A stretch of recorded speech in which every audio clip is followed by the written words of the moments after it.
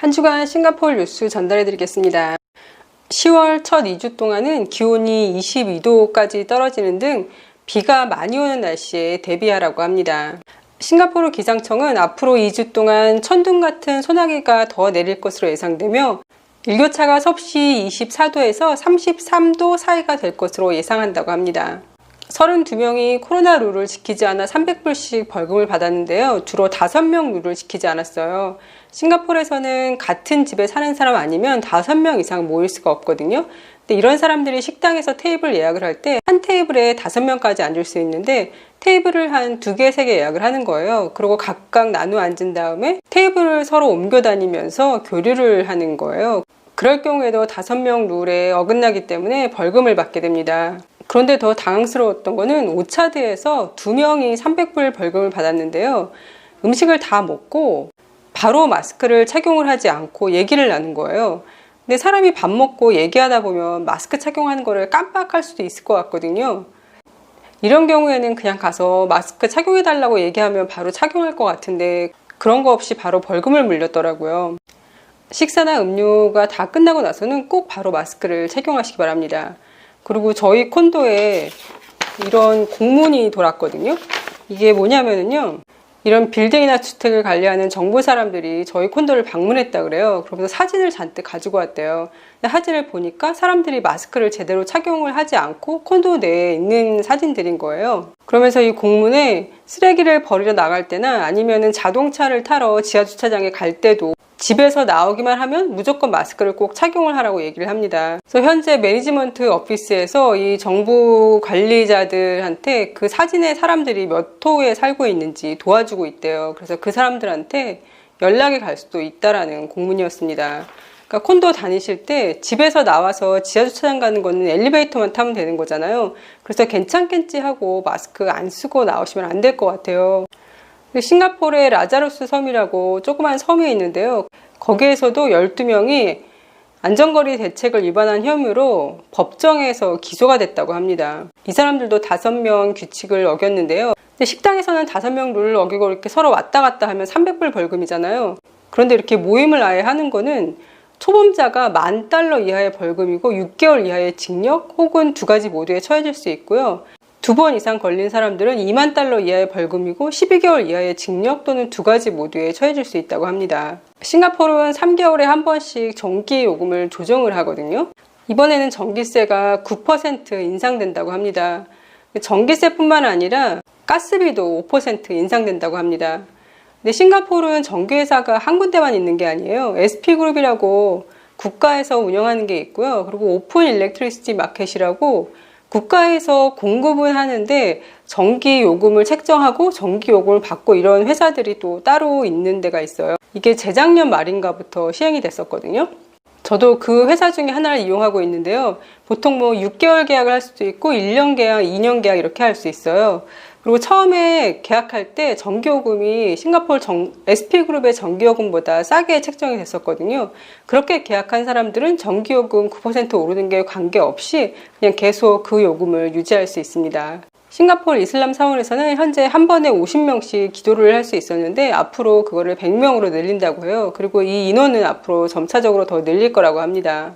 그리고 현재는 노인분들은 이슬람 사원에 가서 기도할 수 없게 했었거든요. 노인분들이 더 위험하기 때문에요. 10월 7일부터는 60세 이상의 노인분들도 사원에 가서 기도를 할 수 있게 된다고 합니다.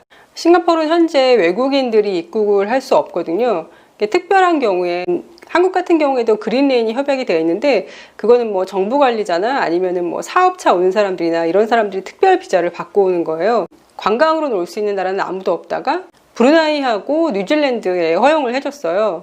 근데 이번에는 호주하고 베트남 관광객들한테도 국경을 연다고 합니다. 호주 같은 경우에는 빅토리아주를 제외한 모든 지역에서 올 수 있고요. 단 이 사람들 역시 들어와서 14일간 자가격리를 하지 않지만 어쨌든 도착하자마자 수압 테스트를 해야 되고 결과가 음성이 나오면 바로 여행을 시작할 수 있습니다. 싱가포르하고 일본하고 레지던스 트랙이라는 거를 개설하려고 한대요. 자격 요건이나 건강 프로토콜 신청 절차 등은 양 부처 홈페이지에 공개되어 있다고 합니다. 제가 뉴스 전해드릴 때 몇 번에 걸쳐서 싱가포르 사람들이, 외국인들이 여기 와서 일하는 거에 대해서 약간 반감을 갖고 있다고 말씀드렸잖아요.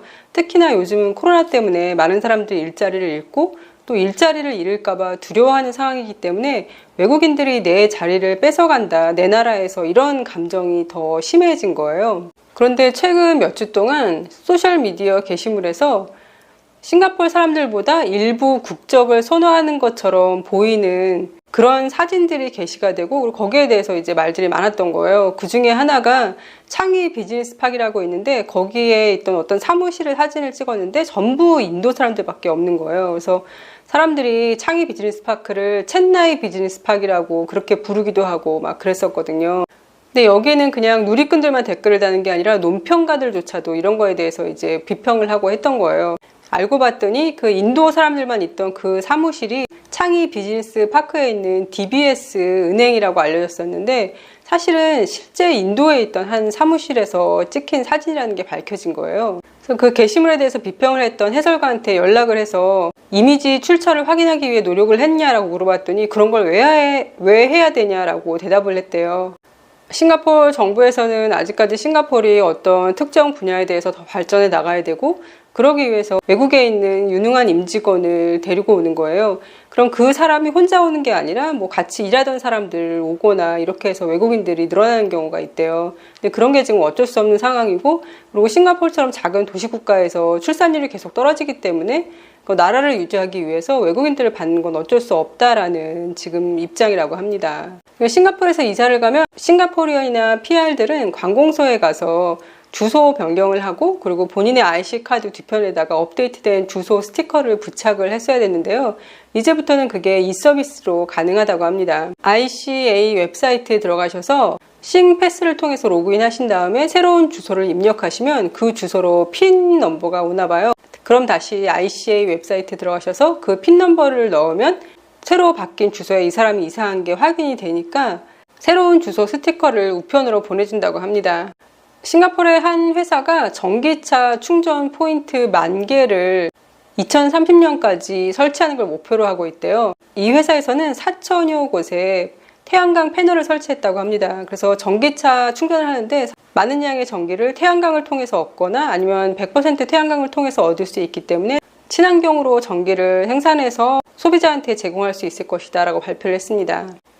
운동화가 낡아서 더 이상 신지 않을 때 그냥 버리는데요. 아니면 작아지면 버리거나 하는데 그러지 마시고 11월 30일까지 싱가포르 곳곳에서 운동화를 모으고 있거든요. 그곳에다가 갖다 주시면 좋을 것 같아요. 각 지역의 스테디움이나 스포츠센터, 데카스론, JD 스포츠 스토어에서 수집을 하고 있는데요.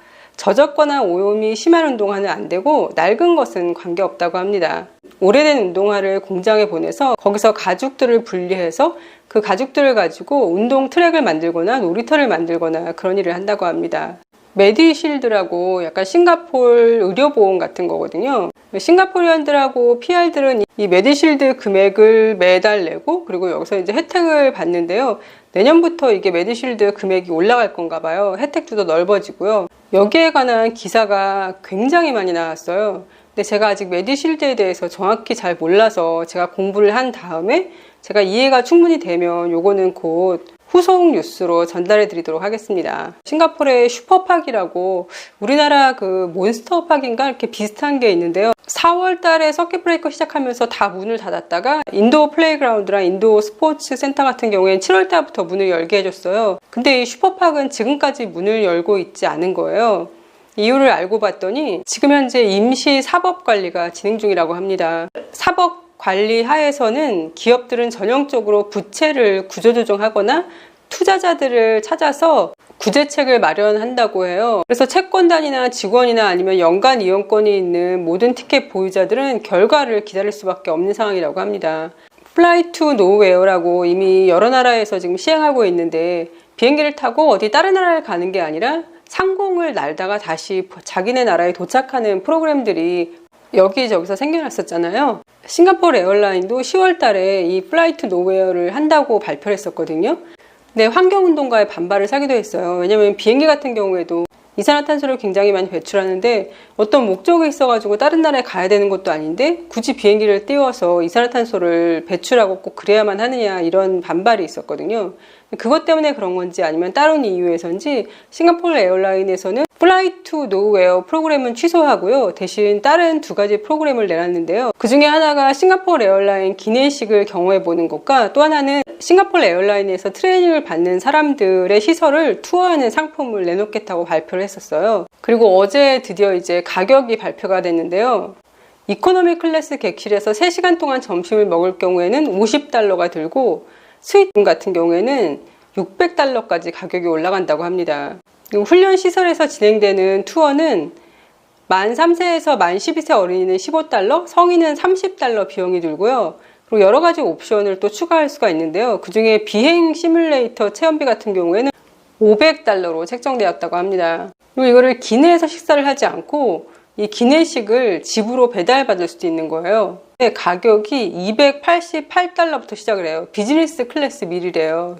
그리고 퍼스트 클래스 밀은 $448에 배달이 된다고 합니다. 두 사람 식사비인데요. 여기에는 와인도 가고 그리고 에머니티 킷도 보내준다고 합니다.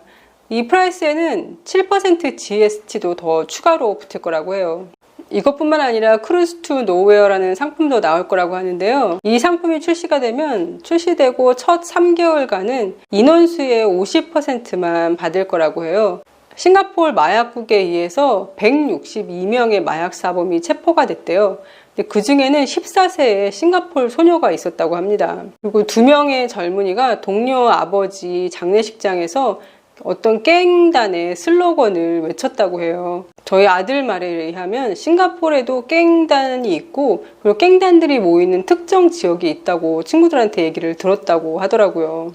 싱가포르는 어제부터 PSLE가 시작됐거든요. PSLE는 초등학교 졸업시험인데 이 시험 성적을 가지고 이제 중학교를 들어가는 거예요. 어떤 중학교를 들어가냐에 따라서 어떤 대학을 갈 수 있느냐가 정해져 있다라는 말이 돌 정도로 PSLE는 싱가포르에서 거의 우리나라 대입시험 보는 것만큼 중요한 시험으로 여겨지고 있어요. 그래서 어떤 엄마들은 절에 가서 막 기도도 하고 그러거든요. 그런 시험이 시작되었는데 아이들 모두 차분하게 실수하지 말고 본인의 평상시 실력을 잘 발휘해서 시험을 마쳤으면 좋겠습니다. 그리고 한국은 이번 추석 명절에 큰 사건 사고 없이 그리고 감염자 폭증 없이 무사히 잘 지나가면 좋겠습니다. 그럼 오늘도 건강하세요.